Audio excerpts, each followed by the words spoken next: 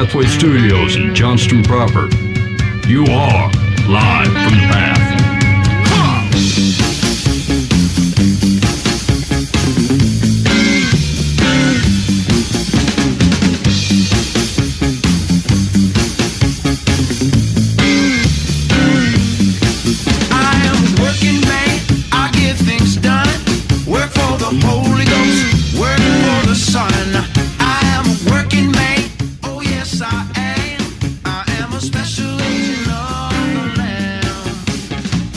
And you're listening to Live from the Path, coming from the Pathway Studios here in Johnston proper. It is wonderful for you to see me on this balmy afternoon. Thank you. I appreciate that. Okay, here's what we got going on the program. Hey, I'm going to give you a real quick heads up. I was listening to some of the back episodes, and I'll be honest with you, most of the time I listen to the back episodes, I'm like, yeah, that's pretty good. I must listen to 3 episodes this week, and these were stinkers. Oh, these shows were not good. And and in fact, I was listening back to it was a really old one. It had to do with there was an article we were talking about like why women cheat. And Mike, it was you and me and Dan, and I was not impressed. I'm not impressed with how we put the show on. It sounded crappy for one. Okay. That's my fault. I wasn't impressed how we talked about it. The points that we brought up, it wasn't funny. It wasn't particularly insightful. It was a stinker. Wow. It was a real stinker. How old was this thing? Maybe 8 years old. Oh. Something like that. Well. Anyway. Sounds about right. It was a real stink pot. Where was Nathaniel involved in this? He was a wee baby. That's the problem. You should have been here, Nathaniel. We were missing him. Yeah. Yeah, I was in Missouri. And then there was another show that we were doing, and we did a secular Solomon, and it was just Mike and Dan and I. And like, you can't run secular Solomon with the 2 dudes playing. No, that was a bad idea right at the crack. Yeah. Anyway, so I here's what I'm saying. There's at this point, how many years worth of shows are we talking about? 13 years worth of shows, 14 years worth of shows. Most of them are pretty good, and most of the ones that are older stand up. But just if you hit a stinker, just give it the thumbs down and move on, and maybe hit me up on the complaint line. If I get at least 3 people on the complaint line who say on a particular show that that's a stinker, I will record a buffer up the front that said, before you listen further. Yeah, this one's been proven to be terrible. Yeah, it's a verified stinker. Well, you should bring up the same topics. Yeah, the thing's got a point. What if we just redid it and see if we could pull off a better, or was the premise bad? Should we never have done that article in the first place? No, it was interesting. It was an interesting enough article. The conversation, as is probably normal, went on longer than it should have, and we said a lot of things that probably, they just weren't particularly insightful. Was it mostly Dan, you think? No, it was across the board.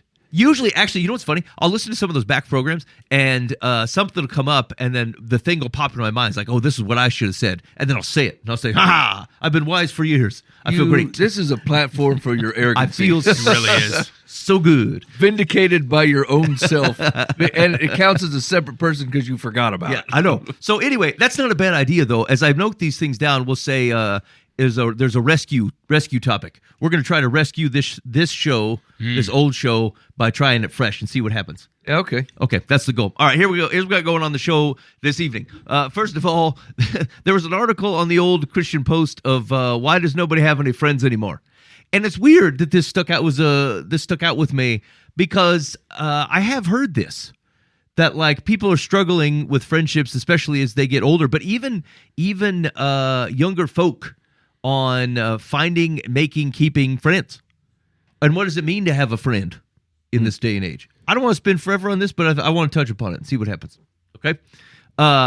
Also, there's a couple topics that we were talking about before the show started here. We'll see how they shake out. One of them, I'm not quite even sure how to say it, but in my mind, or maybe in the social media lands, I keep finding what feels like, I want to say self-help Jesus stuff, but it's not like that's too broad. It feels like the spirituality seems like an afterthought. Yeah. Like really, they want to people who want to improve themselves, and then it is coded with an affirmation that God loves you and sure, yeah. Which Jesus is the hashtag. Right. But things that you might otherwise kind of agree with. Sure. Like the things that they're saying about God is true, but God is not the primary focus of the object. It's you, and of which like Jesus is the tie bow or the thing that you're going to use to improve yourself. And I think in addition to that, where I've seen that in people consistently, it's ebbs and flows just like a fad diet does, or just like a book that you read. Like, oh, here's the idea. Jesus thinks this, hashtag something or other. And then about 4 or 5 months later, there's some sort of like down feeling, and then you're revived by some like new insight that you've had. Mm-hmm. And so there's a very hills and valleys type of relationship with Jesus, or like use of biblical things that point to a mix of like self-help and modern psychology. And without degrading the right way to think about any one of those primary topics, the mix of them seems, I don't want to say toxic, but like disorienting. Yeah. And so I want to see if you guys have seen that, and then maybe like, why is this happening? Mm-hmm. And because I'm not sure it's particularly it's not intentionally self-centered or self-deceiving, but I think it ultimately ends up being both of those things. I think it's ultimately it's a misrepresentation of how good actually gets done.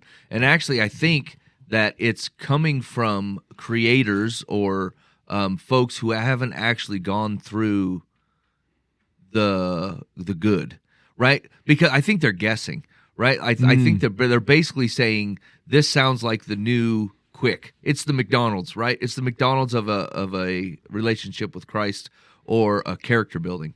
And so, like, yeah, you're going to be hungry in another 2 hours, and there's another one around the bend, and that's what keeps producing them. Yeah, it's the Bono. It's the I still haven't found what I'm searching for, but every 3 months I'm going to act like I did and try to tell you, and then after the thing dies 3 months later, I'm going to give you another one. Yeah, I think I know the root problem of that, and so we can talk about that when we get to okay. The third one is around what is it? This is going to seem really broad, but like, what does it mean to make disciples?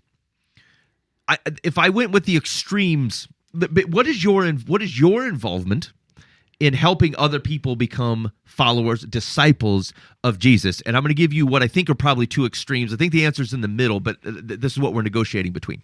The first one is that I am simply an information provider. Mm-hmm. To make disciples, I share good news. And then what you do with it is what you do with it. Like a guy with a sign.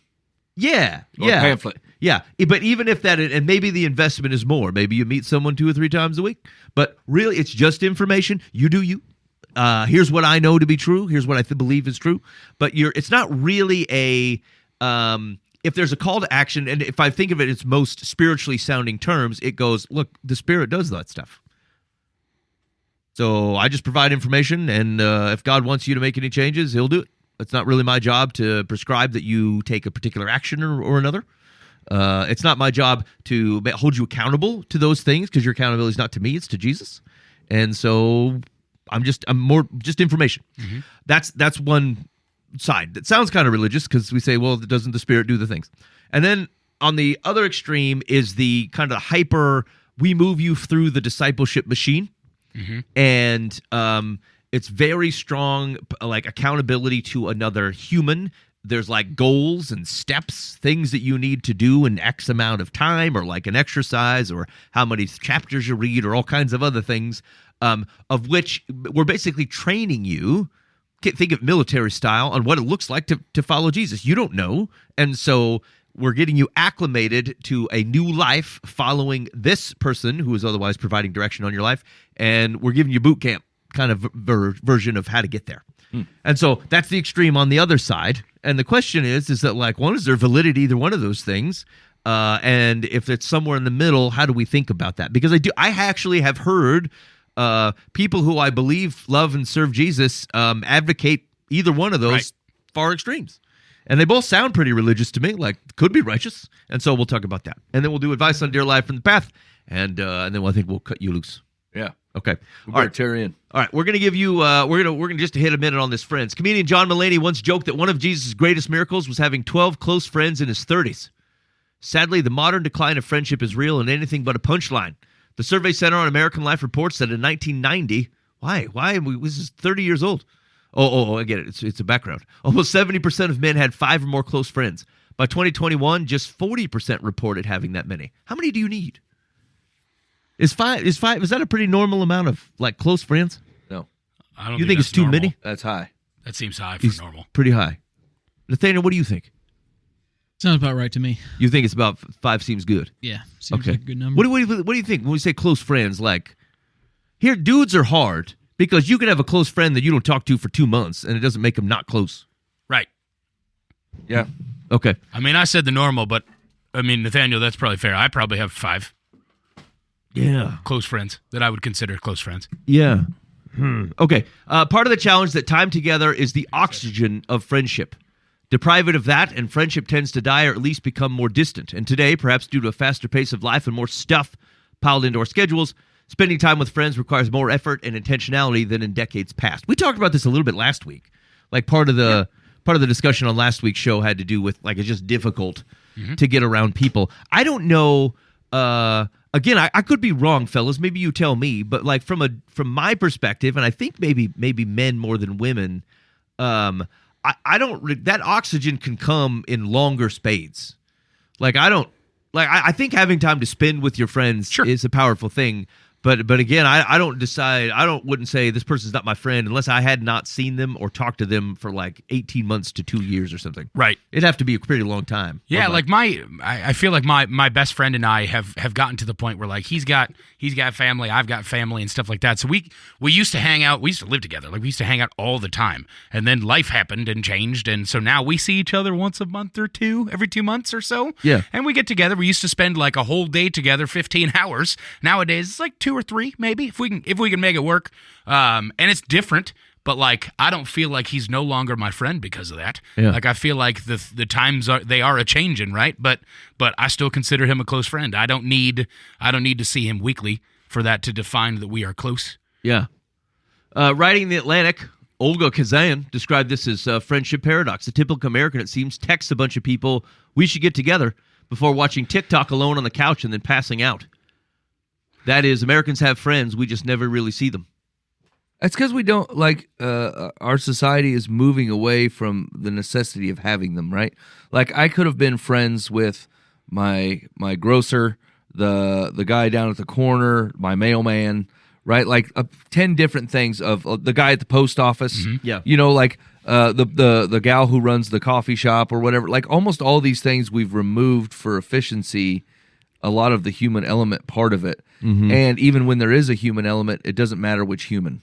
And so, like, I would say historically, like, you had a necessity to have 10 close friends, right? Because I used to need 10 close, even not 25 years ago, right? Before the prevalence of the internet, like, only one guy owned NFL sports package on DirecTV.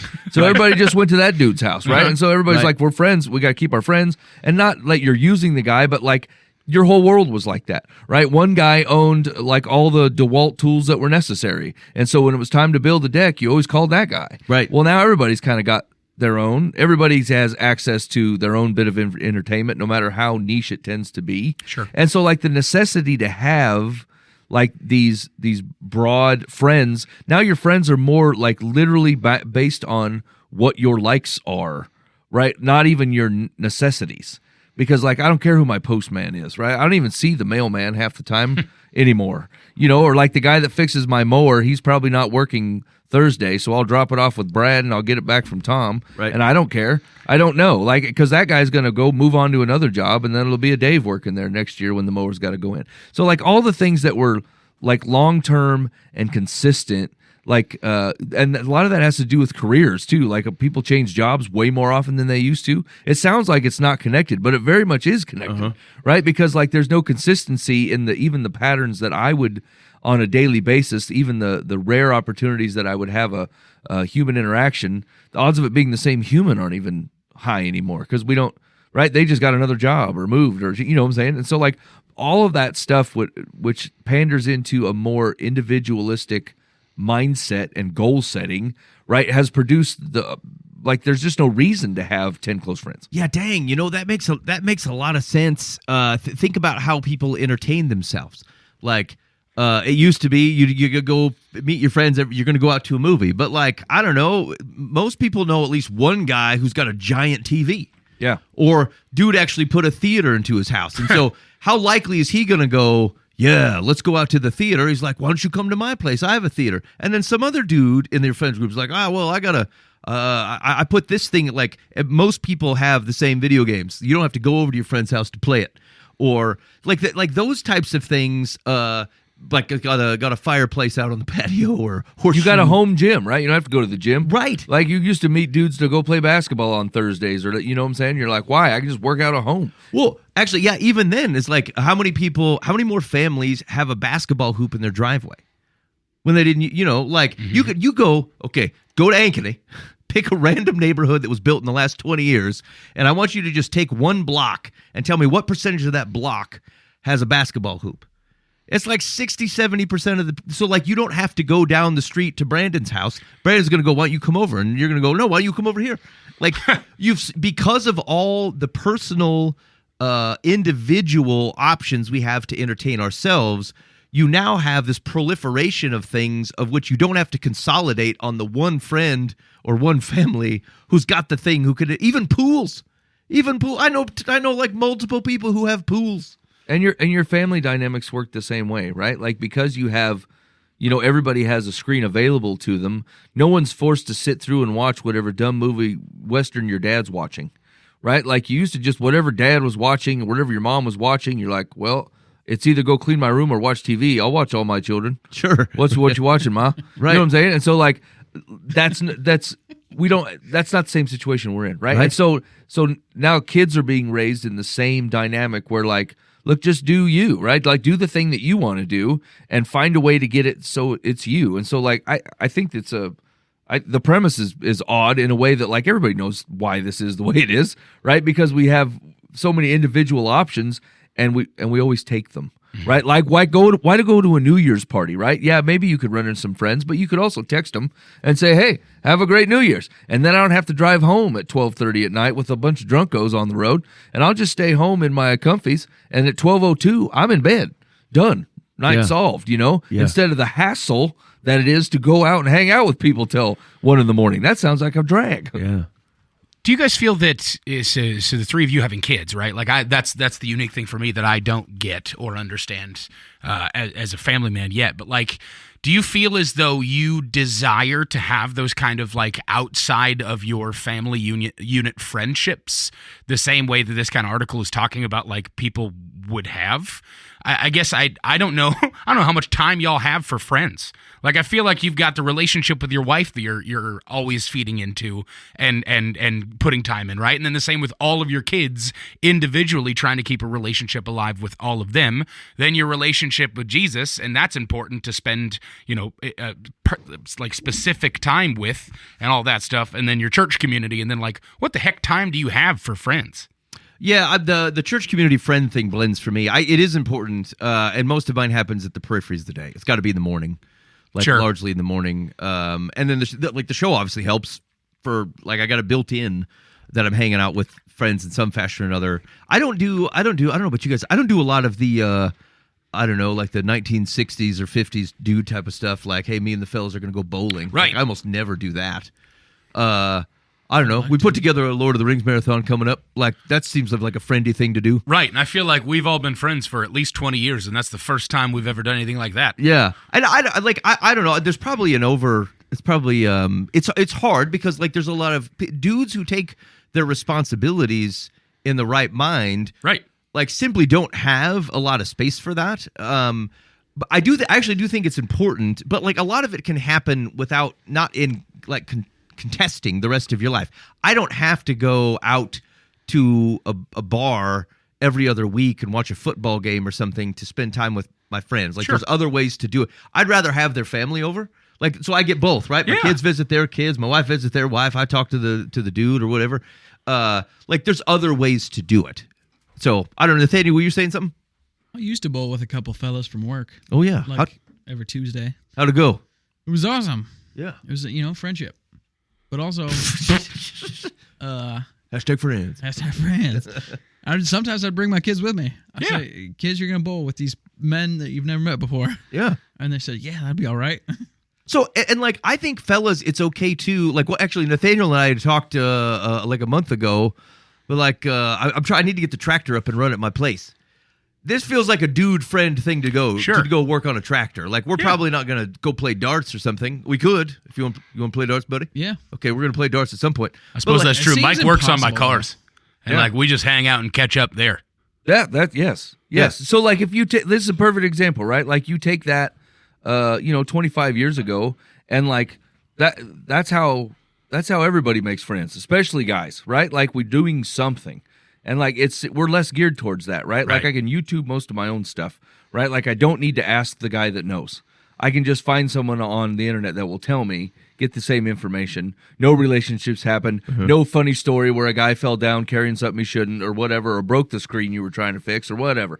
Like all that stuff kind of got lost when like the I don't want to say it's all the internet, but like it's just quick community. Right. Right? It's quick and shallow community where if I boiled down my relationships with other people as if I just wanted the information from you, then that's what the internet can provide me. Sure. And so like opposed to going through the struggle together, like we can't get this bolt off, you get the torch, I'll get this big long pipe, right? And like you instantly have a memory and a relationship and a thing happen, right? That's true. But like if you're on your own, then you just look like an idiot and you caught your thing on fire and then no one was there to laugh at it.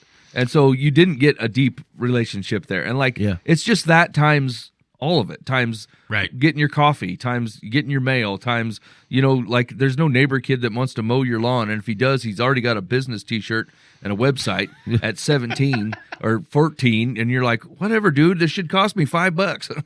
And you want 35 plus an extra for the weed whacker. Like, it's outrageous. Yeah, right. It makes me think, though, like, what about the things we don't do anymore, which is like the Lions Club and the Fraternal Order of the Eagles? Like, all these dudes are all 80 who set these things up. Sure. These dude organizations where they got together, some kind of like fakish ceremony type of things going on, but they did things for the community. Right. It implied that, like, even maybe it's because they were already doing all those other things, and they still had a balance of time because not everybody had the TV rolling, nobody had the phone to kind of distract or entertain them, and like they're just the thing you were just saying earlier, like made me. If you were even remove all our entertainment items, like think of what it took to go to the store, like pre-Walmart. You had to go to 6 different places to go get your stuff. Yeah. Or Amazon, right? Amazon, of course, has made this way worse. Right. But like it took you could spend, 6 hours getting groceries or like going to the sewing shop and like doing all the random stuff that you're supposed to do. And so think of how much time I think I don't have in this extreme era of convenience. And somehow my time is totally pinched. And yet, pre-Walmart, pre-Amazon, people are going to the grocery store although most of the ladies were staying home, I guess. Like, this is one of the differences. There's some flexibility in there. But, like, there's some time to go do that, and then dudes are still doing Order of the Buffalo. Here's the thing, is I think the output of this conversation is actually going to inform and shed a lot of light on the next two, because I think it's the same problem all the way around. Okay. Like, just real quick, so is there a solution? This person says the first step will be to reaffirm that friendship is not just a nice thing worth having, like a luxury vehicle or eating out weekly. It is a critical part of human flourishing. C.S. Lewis called it the most spiritual of the natural loves, by which he meant that no biological law compels us to make friends. Instead, we make them because we're not mere animals. It says friendship is unnecessary, like philosophy, like art, like the universe itself, for God did not need to create. It has no survival value. Rather, it is one of those things which give value to survival. I do think that's right. I do think it's called it's just like a place to be a version of yourself, more so that where you're not bearing a responsibility. I like, there is just something about you putting the weight of being, I don't want to say on like you're putting on a performance, but like it's just like being around friends tends to be the place where like you're not having to otherwise hold up something. You can leave it and then be a little bit more at ease. And I think there is a significant value to that. Plus, to Mike's point, like it's where shared experiences. Like, what are you guys going to talk about when you're 60 if you didn't do anything together when you were 40? You don't have anything to talk about. Sure. Well, I sure wish we would have, tore down that barn together or something. Like, what are you gonna do? So, okay. Let's see. Bubba suggested before. This person also says, I've suggested before that providing chances for young people to meet potential spouses is a call the church should take seriously in today's connected but disconnected world. The same goes for friendships. Youth groups, Christian schools, co-ops, Bible studies, and Christian colleges should emphasize making lifelong friends as one of their purposes. I actually couldn't disagree with this more. Yeah, I don't know. I don't agree with this at all. I think those things, that's like saying it's on the auto body shop to help people make friends. Right. Like, you make friends because you share experiences. Yeah. The Bible study and the Christian colleges and the Christian schools should do what Christian schools and colleges and Bible studies are supposed to do. When people engage in those things, they will make friends. It's acting like as if the church is a separate entity than the people going to it. Yeah. And that's a misthought. Yeah. That's not correct. That's right. That's right. It's not an institutional problem. Correct. Like, what do people of Jesus do? Well, they make friends. Yeah. They invite people into events, Yeah, right. like shared spaces and times, so that you can create moments like that. Yep. They get into relationships when everybody else gets out. Okay. This said the same goes for ordinary Christians. What a dumb way to put that. Like, here's the church, and then here's the ordinary Christians. Okay, who can open their homes to make up for the loss of third spaces. And when you do, invite not just people from your church, but those with no practicing religion who are, statistically speaking, the loneliest members of society. That is actually one of the takeaways I had from that Hutchmoot conference I was at. And I'm not quite sure what got me onto it, but I think I decided that once a month, I just wanted to make a big dinner. And I was just going to plan. I was going to do it so my wife didn't have to do it. And I was going to make it. And then we'll just say, look, if anybody wants to come over, you're free to come over. And it could be nobody and it could be 20 people. And I don't care. I made enough food for all the peoples. Because it's been so difficult to schedule time with folks and try to find the time. But maybe if it was there and it was open, someone would go, oh, you know what? Actually, the food's there, having a dinner tonight. Maybe we'll head over or something like that. And that just create, as opposed to trying to hyper schedule thing, why don't I just go, look, it's a blessing day. It's open and there's food available. If you can make it, sweet. And then God will orchestrate all the other stuff that's going on, given that scheduling is such a difficult thing to accomplish. I did try it out without inviting anybody, though. I made a turkey. Here's the deal. I have no... You feel the dreams did? I did. I have no experience making for a lot of people. Like, I don't participate. Like, I'll make a thing for like a Thanksgiving. Sure. And it's a Cajun corn, and that's it. I'm very happy with it. I'm proud of it. And that's all I make. And I said, no, I'm going to make all the things. I made a turkey. We had those. I remember telling you on the show I had them 2 turkeys at my house. I made the smaller one, 17-pound turkey. And I'm watching it and basting it and putting all this crap on it. And like I made a couple, made some potatoes and all kinds of stuff. And I just wanted a sense for, one, could I do it and not cause a bunch of stress at my house for everyone else that was there? Sure. And I rocked it, and it went great. The turkey was dry, but turkeys are dry. Like, they're difficult. They're dry things to do. No, these are what failures say No, to themselves. listen here. Everybody produces a dry turkey. It tasted. I mean, it wasn't great though. It tasted like a turkey taste, and you're like, I wish I was chicken. I wish there were chicken here, or someone had made a ham. Might do a ham. Anyway, okay. Yeah, I like this. I like that part of the idea. All right, we're gonna. Anything else, friends? No, that's it. Okay. I wish I could have tried that turkey. Ew, sound dry. It was a little dry. It was all right, though. Okay, here we go. So, second question. The third was extremes of disciple making. Okay, the second had to do with Self-help Jesus. Christo psychology, self-help Jesus. Why is this happening? Why do we get people who like? I don't want to say like claim to follow Jesus in quotes. I'm just going to presume that they love Jesus, but their expression of it represents this very self-helpish focus on you, using the words that Jesus, like things that might be true about, yes, God does love you totally, but they all seem to be like very focused on the empowerment of the self. And then secondly, they tend to come in waves. It seems like you get onto this idea and you get on and you encourage a bunch of people in it, like, here's my revelation. And then somehow, whatever this revelation is, it is a fad. It's a girlfriend that you dropped and then found another one like 3 or 4 months later, and now you're on to something new. And it just seems to be a very bouncy, in the waves type of thing. I mean, is this not indicative of the building house on sand situation? Like, I feel like people are taking the words Yep. and are taking the outcomes that they would hope for in their life, whether it's prosperity, whether it's comfort, or whatever you want to look at. Yep. And then they go, okay, I have an idea of how to do this.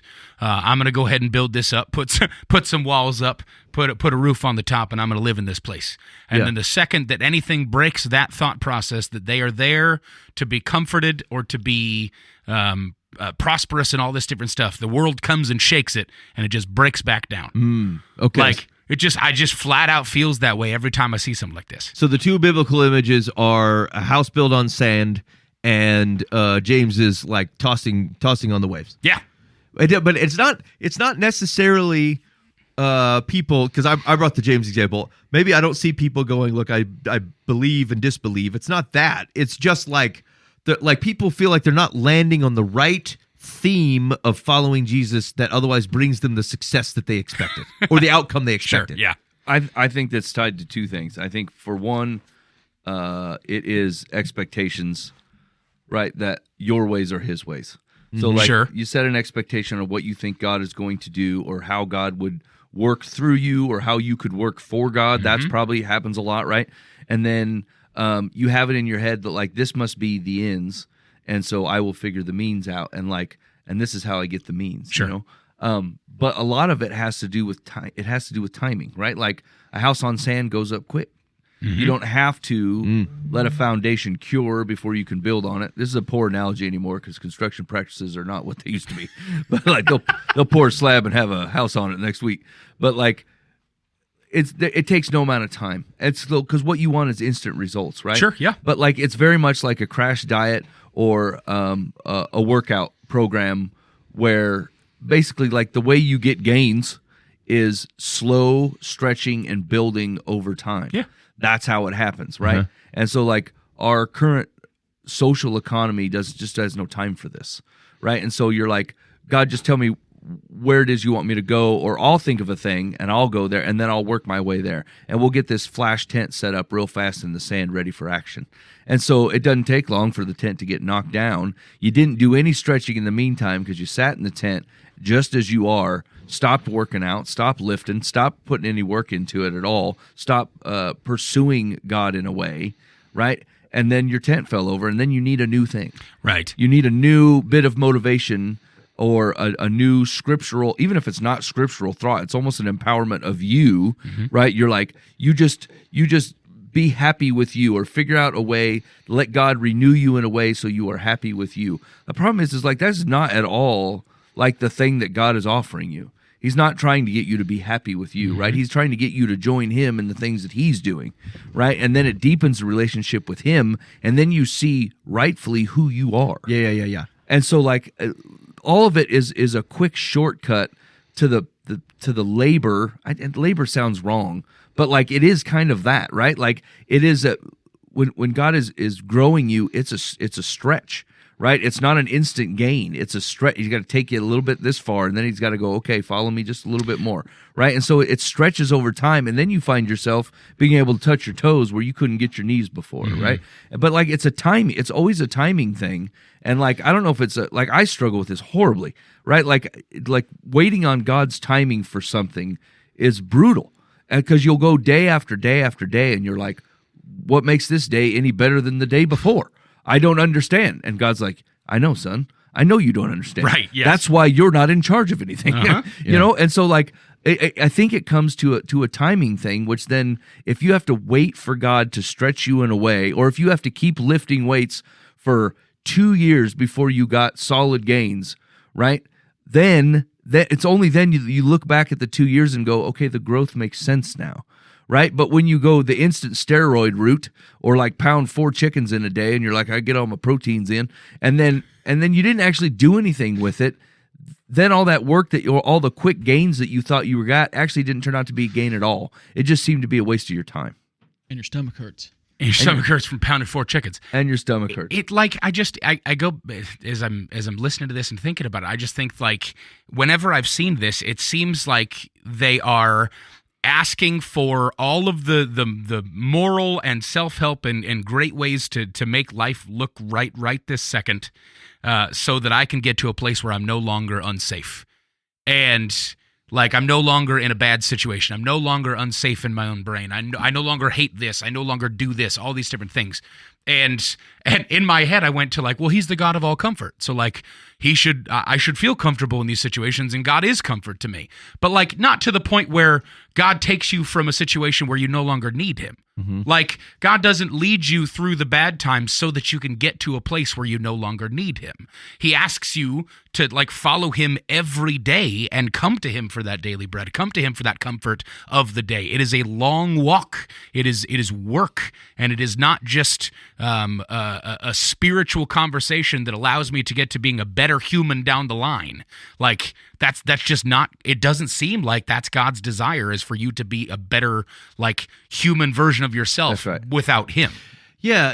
Maybe the thing it runs up against from a scriptural perspective is Paul talking about the building of perseverance, like endurance, like this because I like, there was an example we were talking about before the show started that, talking about, hey man, you shouldn't, quit hanging out in that job that like, I don't know, attacks your mind or something, like drains your mind, or your friends who are not like encouraging you into growth. And like this, it very much feels like it's one of the key risks that I think we run in general, which is, I think to Mike's point, I think a mix of yours too, Boo, is this expectation of what God is going to do in our lives, and that we sacrifice. Like, we're going to make our way to those ends, and then we're going to keep chasing different means to try to get there, and we won't know we're there until the ends have actually happened. Sure. When the problem was that we prescribed ends that we should not have prescribed. Like, I get that this is difficult at times because like it seems to promote a stagnation, but the reason we talk about being faithful in the means, like, sometimes means that you're Onesimus. Like, it sometimes means that you're going to work a job that you don't love, right, and that causes you is like you don't come home feeling at ease all the time. There's difficult people there. There are difficult situations there, but you're doing them because the work needs to get done, and this is the means of which you provide for your family. Like, and so it's something even beyond yourself. You are persevering, and it is building structure and character, and you will not build those things without actually having gone through those things. And it always reminds me, I don't know, this stuck out to me the very first time I heard it, and like, it feels like the example comes up multiple, like, all the time. There's a Ben Folds song, not Ben Folds 5, it's Ben Folds, and when the lyric is they reminisce about the last 10 years before the last 10 years have passed. Like, there's no like, you didn't earn the reminiscing. It hasn't even completed yet. You didn't actually walk through the thing that would make the reminiscing that's a fond memory. It's not even a memory. It just happened, like, back there. It acts like my 9-year-old who will go, hey, did you see that so and so dropped a carrot in the kitchen? I'm like, yeah, it happened 30 seconds ago, and we were all there. So like the like, if I look at the Instagram, like, what's got a lot of my youth group kids on it, right? And they're like, post a picture from August. I'm like, that was literally 2 months ago. They're like, yeah, that was great. Remember August? Right. August was so good. So think about that, though, is that like we are what you were extracting from the past, or even our current circumstances, is an attempt to like grab a hold and benefit from the lesson that we didn't actually learn. Mm-hmm. We didn't walk through and gain.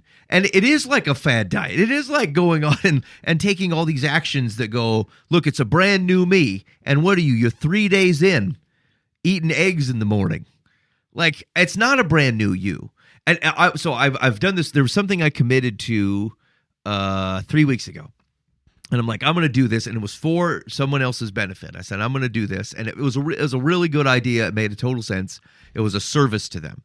And I'm about 2.5 weeks in. I'm like, this thing still like, but here's the thing. The thing I committed to was for a year. And so I am not even close to having paid off on this. But the real value to this person is not the fact that I thought of it. It's not the fact that I did it for 2.5 weeks. Sure. The value to them is the thing, is real, tangible, personal value if I do this thing for a year. And only then was the value actually created.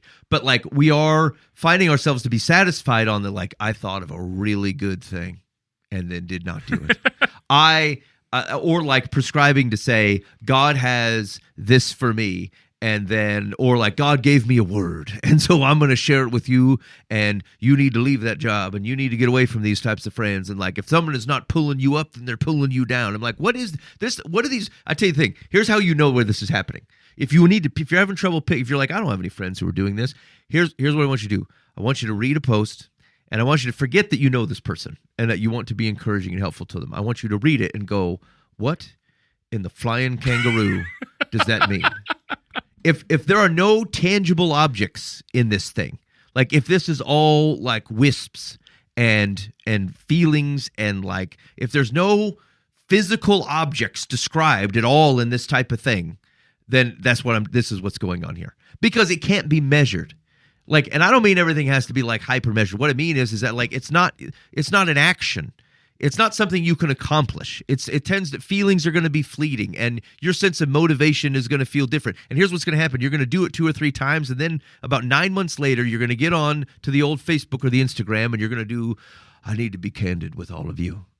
Some of my posts, I just feel down, and I'm putting on a show. I'm trying to encourage all of you and trying to encourage me in the process. But if I'm to be real, I feel real down and real low. And then whenever we all applaud and go, yeah, he's admitted to feeling down and low. And then a week later, like, I'm feeling so much better. I'm motivated. I feel great again. Blah, blah, blah. And then it dives in all over again, because you're chasing an outcome that you shouldn't have prescribed. You're trying to something that needs to be earned. You're trying to just have. Like, yeah. And it was one of I said it before the show. That metaphor is. Well, I'm just watching the earned metaphor. Yeah. Right. Like that's accurate to everything we've been talking about. Not the pursuit of Jesus thing. Mm-hmm. Like that gets a little bit convoluted. But like I just to straighten that out. Yeah. That's true. It is. Well. But even Paul, like if we go back to Paul's thing, like the perseverance, like it is a Jesus thing. It's not a salvation thing, but it is a like. I like the persistence part of it. Like that makes sense to me. Like I think the earned thing, I was just trying to shy away from a little bit. Like persistence is continuing, to steal a John Mark Comer phrase, like continuing to be covered in the dust of Jesus. That's it.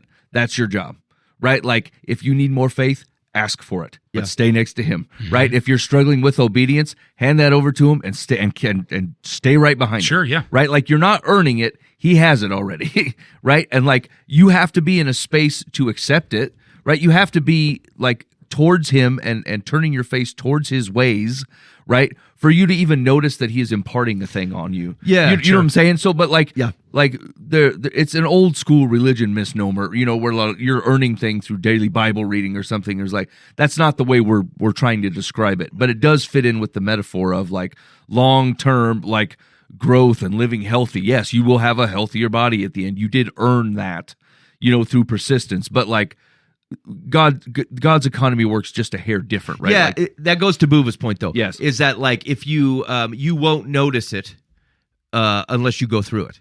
So like God's not leading you to a place where you don't need him, but if you if you're in situations of which you expose the need, then you are built up by recognizing that he feels it. So this is perfect, right? Because this goes right back to our first conversation about friends and shared experiences, right? Like this is how you get closer to God. When you go through experiences with him, then you have a faith in him that you didn't have before. Like when you go through an experience, like not by yourself to like earn his favor, but he says, we're going to go through this together. And as you watch him do his God level things, you trust him.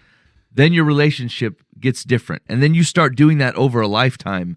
And then you have a trust in God that you would never have had without walking through that experience. Yeah. Because he always asks you to do something, right? He asks you to change the way you think, or an attitude that you have, or a thing that you're not willing to give him, or he might even ask you to move, or you know what I'm saying? Like he's always going to say, look, I'm calling you to make an adjustment, and you do need to make it to be able to go with him where he's going. Yeah. I don't know, Nathaniel, does any of that resonate with like experiences you've had in your life? Yeah. A couple of years back, I don't know if you guys remember this. I got like super into I was watching a bunch of like stoicism podcasts and stuff. Yeah. Remember this? Yeah. I got off on a real bender on it, and I was like, "This is gonna be the best. I'm gonna be a stoic and a Christian. And it's gonna be righteous, and I'm not gonna care about anything except for the Lord and stoicism. Stoicism. And I mean, it lasted like 3 months. I don't know. But also, like, I was halfway doing it, so not even like 3 months. Yeah. And it's kind of like that, where you're like in the pursuit of like wanting to be better. Yeah. Like recognizing that I suck right now. What am I gonna do to not like in the future not suck? Yeah. And then grasping onto things that I find on the Facebook or the Instagram or podcasts or reading books or even listening to like some sermons. It's like, what am I going to latch onto that's going to make the next move in my life? Yeah. I don't know. Like, I actually kind of, although I would say that there have been parts of my life where I have, the way someone talked about something opened up something for me where I caught it deeper. I don't know that I would say that over the last 20 years that I've heard anything where I'm like, that's new and it changes everything. And it totally flips anything for me. That's a revelation. I think about things completely differently now. I think there's been a lot of deepening, but not a lot lot of altering. Happens to me constantly. Do you I'm altered. Really? Yeah. Same? Yeah. And is it like in a healthy way, do you feel like? No, in like I'm a moron way. It's like, Well, yeah. Oh, sorry. Go ahead. That sounds awesome. I'm gonna take it in deep, and I'm gonna drink it straight, and then I hit the next thing that counteracts the last thing that I heard. And then then you're in a pickle. Yeah, It's not good. I would say that I'm fairly often just taken aback by something that I read in the Bible. And like not by a sermon or not by like commentary a lot. It's just like something that I don't know if I read it wrong the first time or the second or third or whatever fourth time, or if it really is the Holy Spirit that's like showing me a deeper understanding of something or opening something new to me that I may not have thought about, whether it's because I have context into something I've read in the New Testament, but now that I actually have a better understanding of what happened in the Old Testament that might have led to God revealing a level of his character this way, or Jesus revealing a level of the relationship of what our heart does versus just what our body, like our actions do, right? But there's a lot of the times where I read something in Scripture and I'm just like, what a world this is now.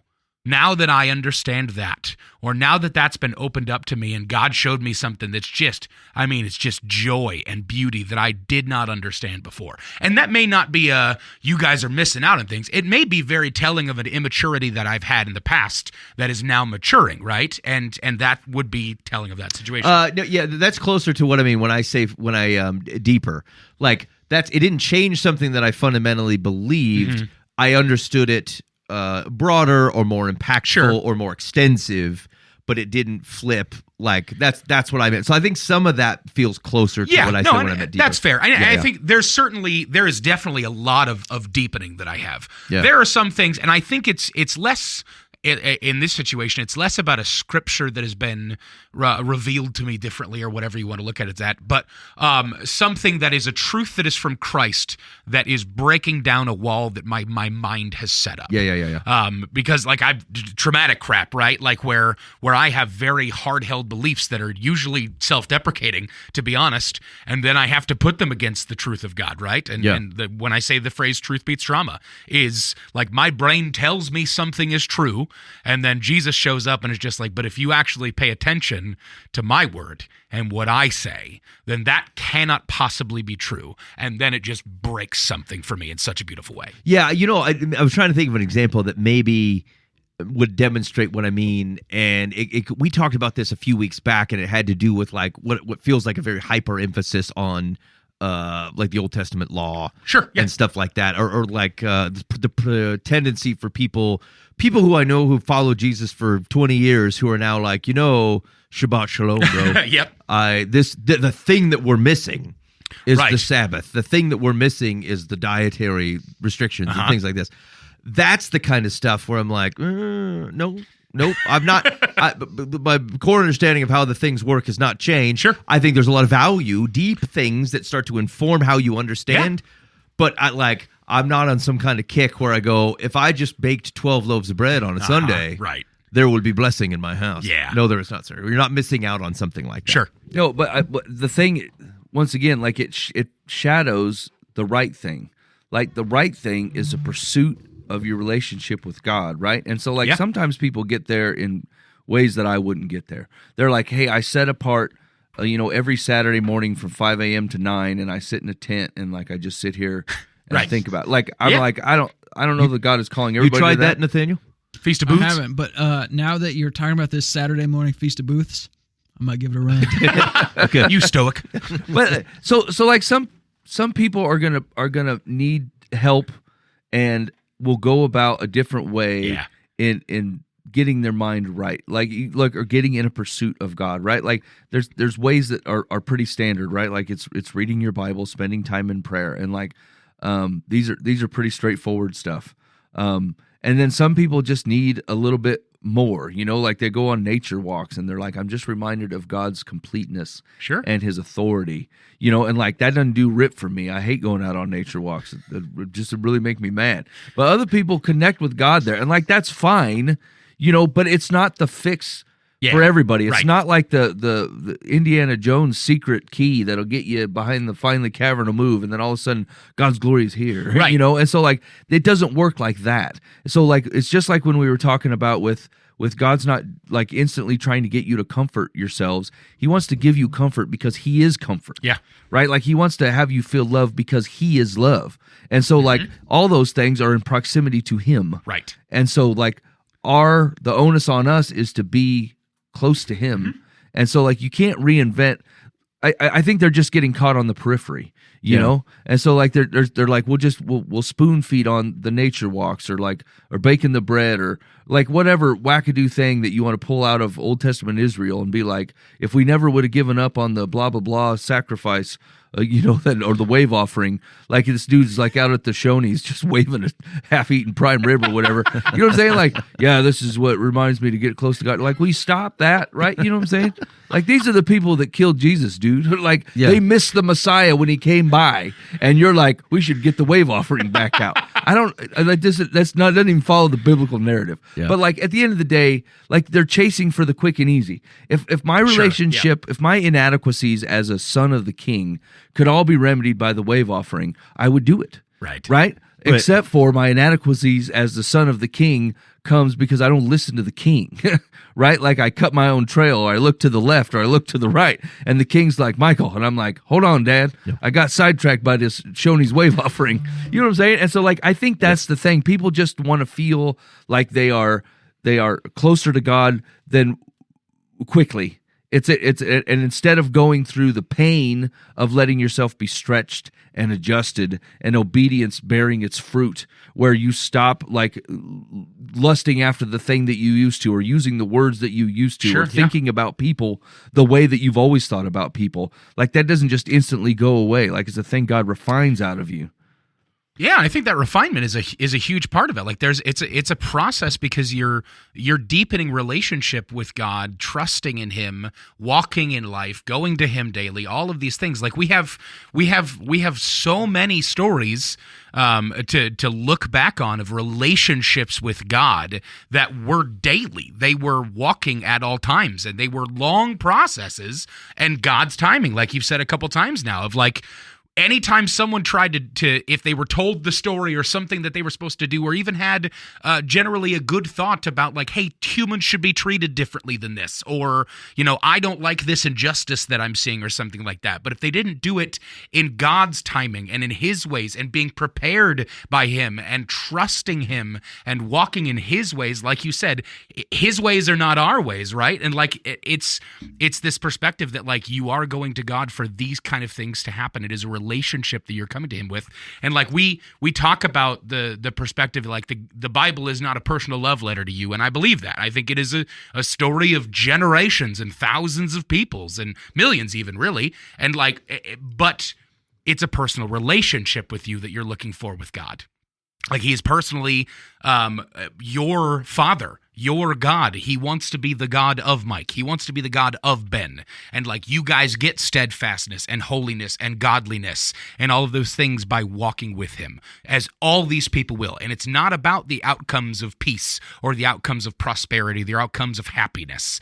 It is about being fulfilled entirely, walking with the Lord, and what that looks like for your life. Yeah. So I think to round this one up, here's how, in situations like that, as opposed to chasing whatever it is vibe of the moment, the one evaluation you can ask yourself is that, like, if you think things are not going the way they're supposed to, before you make any changes in all the various things, levers you can pull in your life, I want you to only focus on changing things that you can point back to Scripture as being a thing that is a faithfulness walking with God thing. Yeah. So it may be, for example, I don't see anything in Scripture that goes, you got to love your job.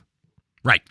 I'm not opposed to you loving your job. I'm not opposed to you moving job to find something that you love. But but if you're if what you're chasing is what it feels like to walk peacefully with Jesus, then do not change anything that otherwise you have an idea of what it means to walk faithfully with Jesus. Start with the means before you start trying to flip the dial on the ends. The ends will show up, like opportunities will come. The Spirit will like guide you in some of those things that feel more peripheral than that.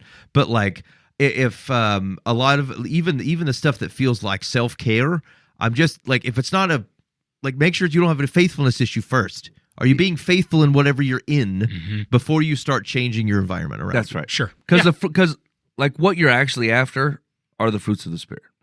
Right? The thing that you're actually chasing is love, joy, peace, patience, kindness, goodness, faithfulness, gentleness, and self-control. These are all the things that you're after. And God knows that is his presence in you. And so, like, you got to stop trying to get it for yourself, right? Like, he is the arbiter and purveyor of all those things. And so, like, if you stick close to him and pursue him, he knows you hate your job. He knows that. He's not a distant God who is unaware, right? But one of two things is true.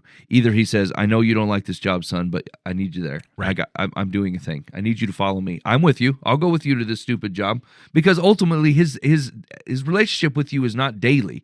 It's all the time. Right. It informs everything. Yep. It's a every second, every millisecond relationship. We boil it down to daily because it's the best we can offer. But like what he's looking for is like my relationship with you influences your all the time. And so, like, we're saying these times are set apart specifically to commune with our Father, right? But, like, it's an all-the-time relationship. Yeah. So, like, he's well aware your job sucks, or he's well aware that your family member is causing you X amount of pain. And either he's asking you to walk through it faithfully with you so he can accomplish his means, or you're not listening to him because he offered up moves to get out of it. Yeah. And one of those two things is true. Sure. And like some things he just allows, but the more that you walk through experiences with him, the more you stop caring. The more you go, you're allowing because you're allowing. And I know you're good, so like whatever, allow. Yeah. But if I stick next to you, I know I will always be in your will and in your ways, and I will get to experience things through your eyes. And that is ultimately what you want, because that's where the fruits of the Spirit come from. And these are the things you actually want. Yeah.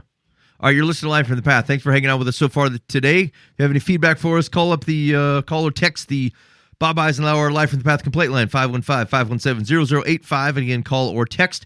We'd love to hear from you.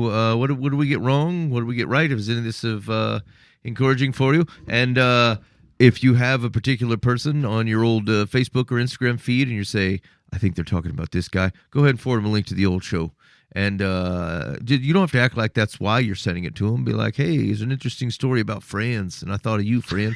And then just see what, things happen how That they worked happen. out perfectly. Yeah. Okay. So the question we had on the table was the extremes.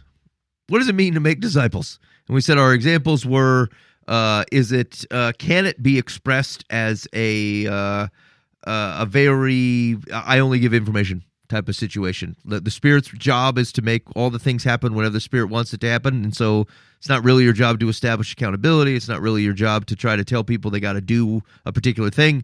You're just providing information, and then the Spirit will tingle it, make it happen. On the other side, is it wrong to say, look, man, you don't even know what it looks like to follow Jesus. And so it's perfectly fine to run you through what is effectively a boot camp. You're going to read your Bible, and someone's going to hold you accountable for it, and someone's going to like be on you to help you acclimate to what it looks like to follow this king. Do you have any human responsibility in helping someone in that type of way, or does it all belong to the Holy Spirit?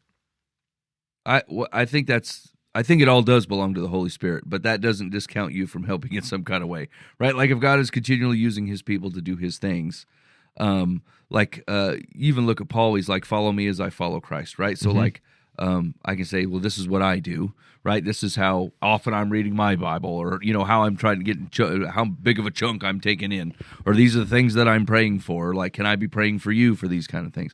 And so like, I think there's nothing wrong with setting an example, right? As long as you're pursuing Christ, right? Because the whole goal is like to show people how to pursue a relationship with God, right? And so like, if that's our job, if we're supposed to be doing that, one, you better damn well be doing it. Yep. Right? If you're not doing it, then you're disqualified. You shouldn't talk to anybody. So like, you need to be pursuing Christ. Doesn't mean you're perfect, all the things, blah, blah, blah. But like, you better be pursuing him. And so if you're going to do that, and you're willing to open your life up and say, this is how I'm pursuing Christ. So that way you say, hey, so I'm going to study the Bible anyway. Do you want to do a Bible study with me? Okay, that sounds great. Set some time apart, right? Or like, hey, can we share some prayers together? Maybe I'll just text you, or we can talk once a week or something. Be like, these are things I'm praying for. How can I be praying for you? And they get to like reveal your relationship to God and how you interact with God through the way that you pray and the way that you take those things in. I think all those things are good. Where the onus on you stops is their level of commitment to it, just like everything we talked about up to this point, right? Like if they, like you're not dragging them, right? You don't own their pursuit of Christ. Like you give them, like you're probably not even in their life unless the Holy Spirit kind of help make that happen, right? Like when God is starting to move in people's lives, then he brings people in to surround them and show them, right? That tends to be the case. And so even if that's a large church community or just a one-on-one relationship, it's not like you can be like, God, I caught you off guard with this one, but I found this one babbling about whatever, having terrible woes, and I mentioned your name and they perked up a little bit. God's like, I know.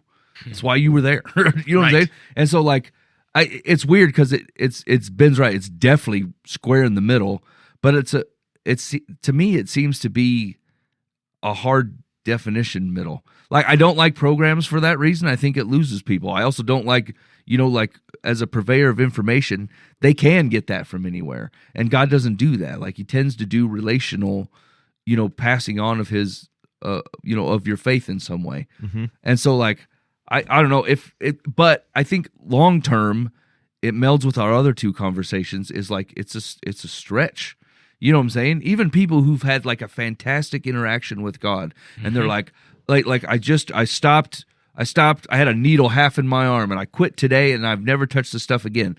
That's real true. But their circle of friends they're still surrounded by users. They're still paranoid at the government. They still feel like they have a horrible time being a member of society because they're always used to being looked down upon and not valued. And like all those things are going to be a stretch. It's gonna have to. God will work that out over time. And it doesn't, I mean, you can watch Israel walk through it for most of their existence. They'll have a fantastic interaction with God. And then that faith holds for like 2 weeks. And then they're like, this whatever wheat manna you given me, it tastes like crap. I hate it. You know what I'm saying? And they're instantly no longer God is good. And so like, he just stretches over a long period of time. And so like teaching someone to be a disciple of Christ, I think I like to go back to the way Paul does. He's like, just follow me as I follow Christ. That's the thing I'm doing. And like people will find their own way. People will be getting out like a candle and a highlighter and a journal every time they read the Bible. And I'm like, none of that is necessary. I hate all that. I'm definitely not going to do that. I might write crudely in my Bible. They're like, how could you write in your Bible? That's why I write in this journal. I'm like, I don't care what you do. Whatever. You know what I'm saying? Like, it doesn't have to be down to that, or how often do you pray? Or is it holy to pray at 5:30 in the morning? I think it actually is because it's quiet before the day has had a chance to interrupt it and cause a bunch of trouble. But like, that's just me. Some people get their prayer on at 11 o'clock at night and have at it for a while. Like some of that stuff seems to be like, look, this is how I do it.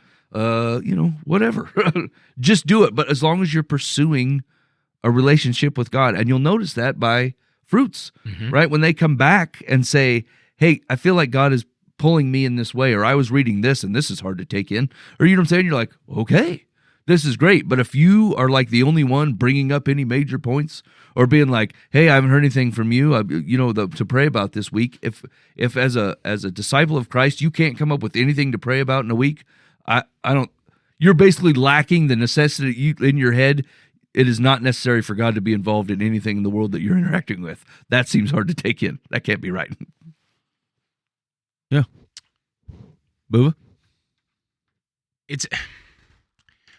I absolutely, I agree with everything you said. The perspective of follow me as I follow God, I think is a really important one, because like if we're meant to be imitators of Christ, right? We're meant to be like ambassadors for Christ. We're supposed to be doing this. The biggest thing that I see is like, I'm supposed to love like him. Like I'm supposed to love like him to the people that I run across and I meet, and they should see his love by seeing the way that I love them. And sometimes that means that I'm harsh with them. Sometimes that means that I'm hospitable. Sometimes that means that I invite them into my home, or I buy them a meal, or I give them $20 when they were on the side of the road, or whatever that looks like, right? Sometimes that's teaching them. Sometimes that's sharing experiences that I've had that says that like, this is how my God has built his my trust in him is how he's worked out this way. And it's just walking. And it's constantly trying to be a light that is a beacon for God's love for the people that I'm walking around, right? And so when I think of that, I think of the interactions that I'm having. I need to make certain that, one, I'm rooted. I'm rooted in who my Father is. I'm rooted in my relationship with Christ, and I'm walking the world not fleeting in sin and not running away from this stuff. I'm pursuing him in my active relationship with him, because I can't do any of that stuff. I can't love correctly if I'm not walking with my Father. And I can't love on other people if I'm not walking in that light. And so it really comes down to the perspective that says that like I need to have that one-on-one connection with my Father, and then walk the earth and be in the situations that he's put me in. And sometimes I feel like God tells me that I've got to go to a certain place, and it's my job to be obedient to that. And sometimes God doesn't come to me and go, hey, go to work today. But because my life is I work today, I'm at work. What do I do for him in that situation, right? Like Ben said on multiple occasions before, I may not pray for God to tell me whether or not I'm having Wheaties or Fruit Loops this morning, but like if God wants me to do something, I'm going to do it. And in the absence of a direct order or something like that, that doesn't mean that I'm lost. It just means go live your life. Like you're in a place, go be a light. Yeah. So go ahead. Yeah. So the question, and I think maybe you hit it, maybe you didn't quite, is that how do I think about iron sharpens iron then in a situation where we're like, follow me as I follow Christ? That implies that like, oh, I invite you to do and it's totally up to you. Like you follow me, but I'm showing you an example. But iron sharpens iron, as most churches, like this shows up in a lot of pamphlets here, is the implication is that there is a bit of a sharpening. Like there is. Sure. I think the truth of the matter is you don't meet near as much iron as you think. I think that's where that comes into play. Because the truth of the matter is like when you're discipling somebody, I don't know if they're iron. You know what I'm saying? Right. Like you're walking them to iron. You know what I'm saying? And like once in a while, they'll stick with it. Sure. And they'll and then they're iron. And then I think it is time to sharpen. And like we don't pull punches in this room, either on the radio show or off it. You know what I'm saying? Like I think we're in iron territory. I know all of you know your scriptures, and I know all of you have seen Christ move in your life. So like, yeah, we're on iron time. Right. So I think that's fair. Yeah. But the right out of the gate thing, right? Like that's tough. You know, right? No, that's totally fair. I don't think they're iron, and you better make sure you're iron. Right, exactly. You know what I'm Yeah, saying? yeah. Something that's not iron hits iron. It's going to be problematic. Yeah. I think though, like as an example, when I was in college, I lost like 80 pounds one year and started going to the gym all the time. And then the next year I show up and there's like a bunch of flabos hanging out with me. Mm-hmm. They say, we want to learn what you did. Yeah. And then, so instead like I didn't like give them a program or like write down everything they should do or tell them, we just all started hanging out together. Mm-hmm. Like we would eat meals at the same time, and we'd all eat the same bland turkey every day and the same spinach every day. Was it Ben's? It was Ben's bland turkey. Why are we talking about this way? We would all go to the gym together. It's community turkey. Go And ahead. like, even though I had already like reached a goal of losing the weight and getting cut and jacked, like even though they were not necessarily iron yet, because I was eating with them, like it motivated me to continue in what I was doing. Sure. Because I wanted to be the example for them in that discipleship-esque process. Yeah. So in and maybe this combines a bit with the question on iron sharpening iron. Is there's a lot of focus on accountability. What role does that play? Is that not apply pre-iron? What are they being held accountable to, though, is my question in that situation. Like, if they're not walking with Christ, they don't look that way, the fruits of the Spirit aren't there, they don't have that relationship, like, I don't know what I'm holding them accountable to at that point. They're not going to look like that, at all, until they're walking, and that starts to happen, right? Like, I've certainly been both not iron and iron in times of my life in this room, right? Like, you guys dealt with me very long before I was ever iron that needed accountability, and it was allowing me to be in this room. Like, I would not have taken any accountability because I didn't care. I had no reason to be accountable. I didn't trust that God loved me. I didn't love myself. I wasn't trying to walk with him. I wasn't trying to have a relationship at all. I was pissed all the time and just trying to survive wrongfully. And I was trying to seek out comfort because I hated everything. And like, the thing that helped me was being there, was the love that you guys showed me, until I was ready to be in this room to be sharpened. Like, to be to a place where I could take accountability and I could start to have a desire for a closer relationship with my Father, and to be called out for the sin that I was actively running to and always rebelling. But like, in my pre-iron days, if you will, the only thing that made me even keep coming back was love. I think iron asks for iron. Do you know what I'm saying? Like, Yeah. I feel like, I think when you're at iron, then you're like, hey, I need help. I need help, and I need accountability to surround me. You know what I'm saying? Like, I don't want to fall off this path. I don't want to go to the left or to the right. Can you boys help me? Can you surround me in this thing? I think, yeah, because your desires change. because iron will ask for other iron to show up. You know what I'm saying? But like, if you're not there, you just won't. You know. But I can't say that I haven't offered that to people, but it hasn't ever produced results. Honestly, like when someone has asked for accountability, that has always gone better than when I've offered it. Can't drag a horse to water, or can you? Is that Depends the on question? how much iron you pump. What if you used 2 horses? Can I get a couple horses to pull a horse? Yeah, no, exactly. I mean, from the perspective of like iron asks for iron, right? Like, your desires change. When your desires are for godliness and are for the fruits of the Spirit and are for steadfastness and holiness and things like that, that is telling and indicative of sanctification in your heart that's changing what you want. You're no longer fighting for the pursuit of self or for the pursuit of gain just for its own sake. You're starting to understand that there are more important things than just your own self. There's something bigger, which is your relationship with your Father. And then it turns from this perspective of like, when I am actively pursuing that relationship with my Father, and I am iron seeking out iron to sharpen me, then I can flip my desires and my daily activities and what I'm looking like, because then I'm light, I'm salt. I want to be that for others because I know what it's like to be on both sides of that equation. I know what darkness feels like, so light is incredible. I know what brokenness feels like, so restoration is beautiful. Like, there's this switch, and I think that's what we talked about at the beginning of this, is that's the Holy Spirit.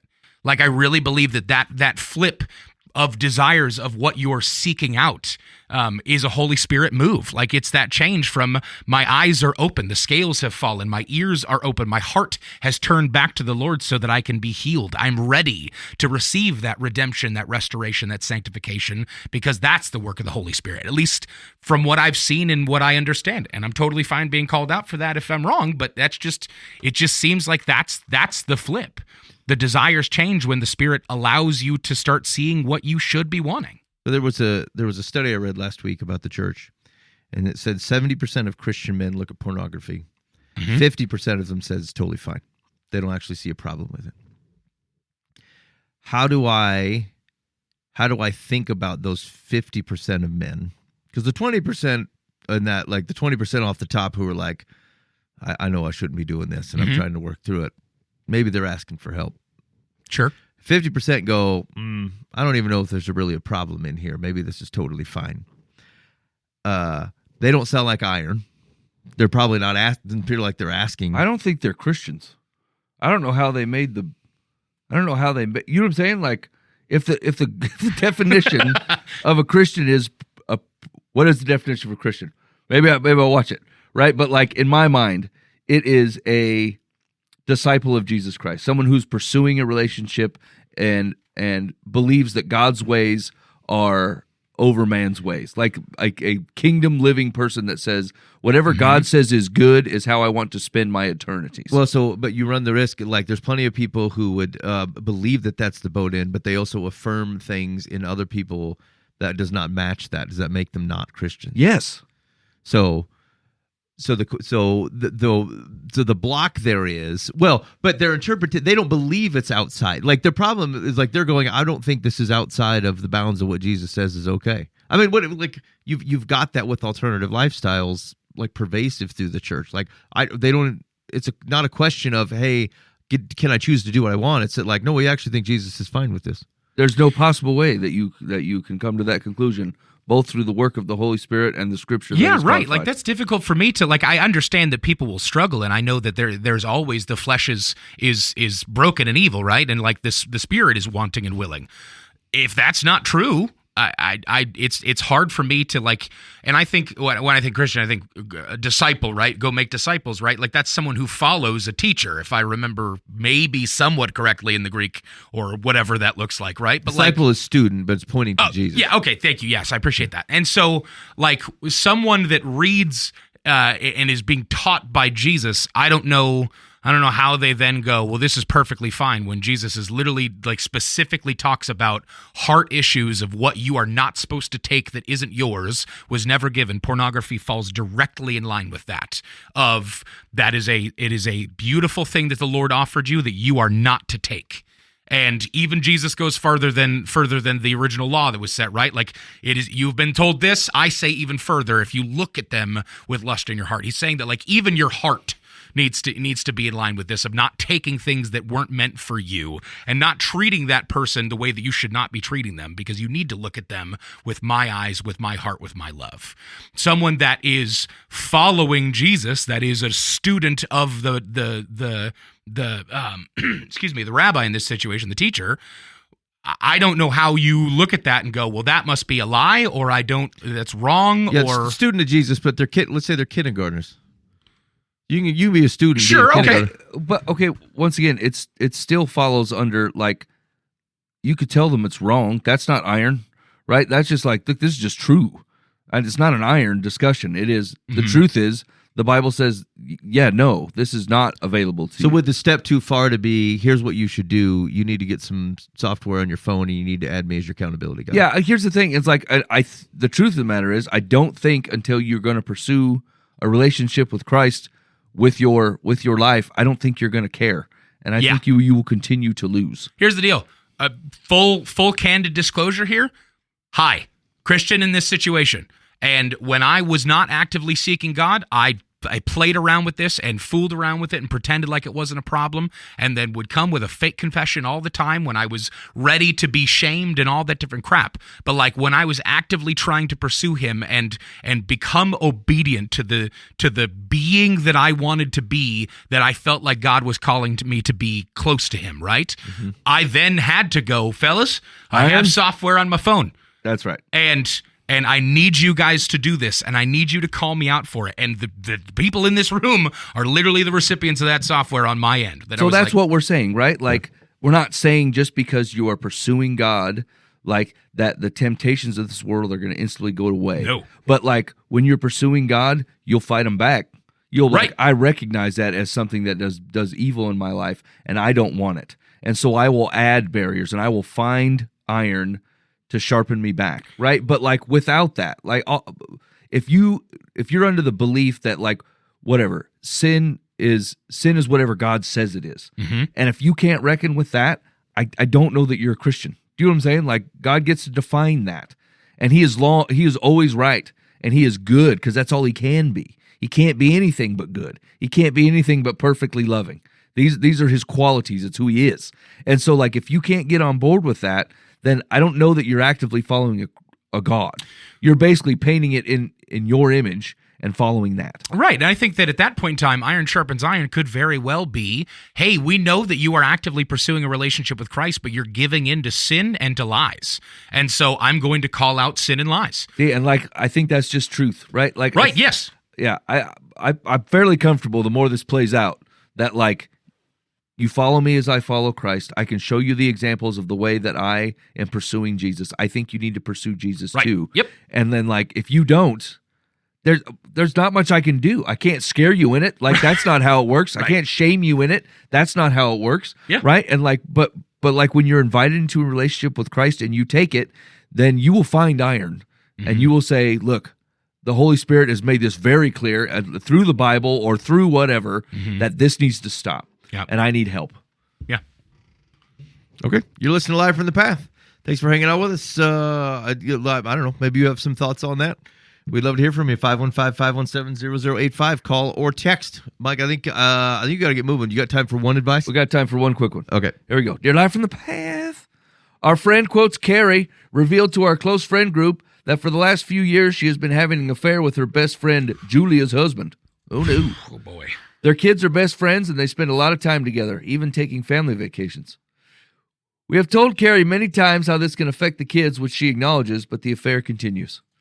This dirty secret is becoming increasingly difficult to keep because we love Julia, but nobody wants to be the messenger. Should we tell Julia or wait until it inevitably comes out? Yeah, I'd tell her right now. Yeah. Right now. I'd tell her. We don't make caveats for hiding sin. Yeah, like what are you protecting? Like, you're protecting that you don't, if you're protecting, like, I don't want to hurt everyone, that's one thing, but it sounds like you just don't want to be the bearer of bad news by what you said. That's ridiculous. Be the bearer of bad news because it needs to come out. I think people are under the impression that the damage is not done until the thing's known. The damage is already done. Yeah. The outcome is what you're missing. Yeah. Right? And you're prolonging it. Yeah, right. The damage is continually being done. Right. And it will get worse It's over an time. open wound that is being cut bigger and festering. Yeah, I think you might give a fair lady the let's say, hey, I'm gonna come forward with this information, but you can come forward with it first. Yeah, you got a week.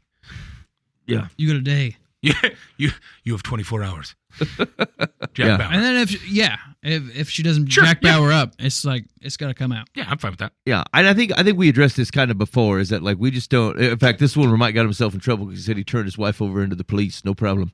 But it was in general like what kind of friend puts you in the position to have to hold your Right. secrets that are damaging to the rest of the world? Like they're not being a friend to you, and they're harming other people, including themselves, and you have no particular responsibility to protect them. And the most loving thing you can do is make them come to reckon with this. Yeah. They may not enjoy it, but it is love. It is the right thing. Okay, Mike, what do you got?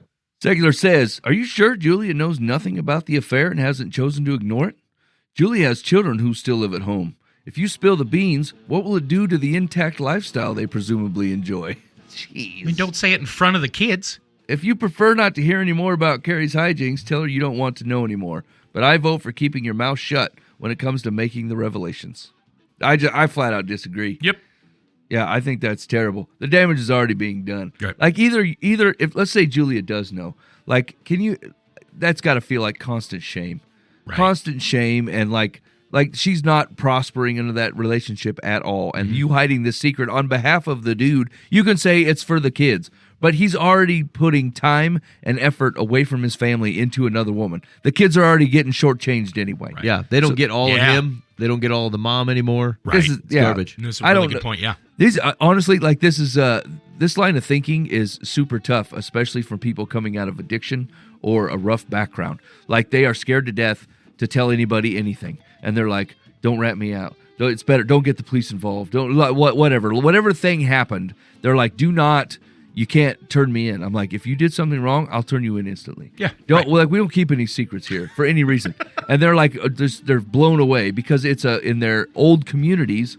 That's the thing, Yep. right? It wasn't a faith in Christ. It wasn't a good God. It was nobody's going to tell on you because ain't no one else want to get in trouble around here, Right. Right? And so we're not going to invite any law, order, or good or light into a situation because then it shines on everybody, Right. And so like that's a tough fight for folks coming out of that lifestyle. Yep. All right, you're listening to Live from the Path. Thanks so much for hanging out with us. Maybe you love the show so much you would like to don some Live from the Path apparel. Go to livefromthepath.org, click that shop button, and you can pick out some War Donkey coffee, some shirts, mugs, other sundry items available. There may be some new Christmas items coming up. I'm not sure. Christmas donkey seems fun. Ooh, I'll see what I can do. In the meantime, be faithful in the means. God will handle the ends. You've been listening to Live from the Path.